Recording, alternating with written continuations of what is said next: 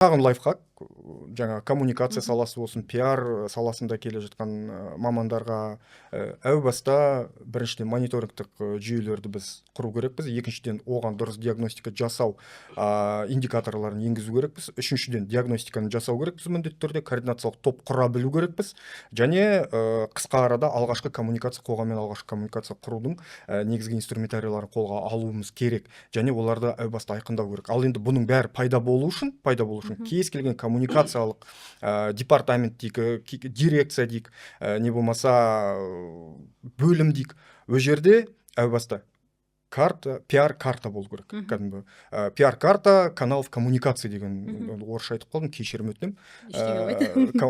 Осындай карта құрылу керек. Оның ішінде жаңа телеграм каналдардан бастап бұқаралық ақпарат құралдарының бәрін тіркеп, және олардың аудиториялық кластерін біз білу керекпіз. Осы аудиториялық кластерін бөліп алғаннан кейін жаңағы net sentiment rate-тің көрсеткіштері арқылы біз қай қоғамда қандай құбылыстар болып, біздің брендіміз, не болмаса біздің айтып жатқан месседжіміз бойынша нигилизм қай жақта пайда болып, немесе оны жоққа шығару мәселесі қайда болып жатқан, біз солай анықтап, солар арқылы тікелей қарым-қатынас ете аламыз да.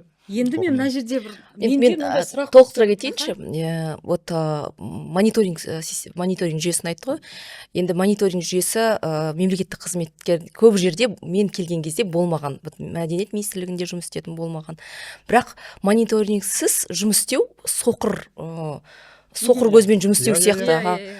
Сондықтан бұл келген кезде бірінші мәселе мониторинг жүйесін енгізу біраз уақытында алады.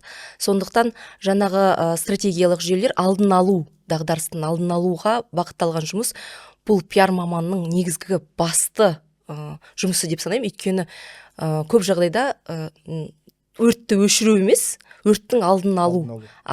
Бұл жағдайда бірінші жаңа коммуникациялық орта, штаб құрамыз, ішкі эксперттердің тізімін жасаймыз, оның сапасын, сөйлеу мәнерін, тезистерін, және онымен қоса сыртқы эксперттермен қарым-қатынасы орнату, біртіндеп сенім орнату.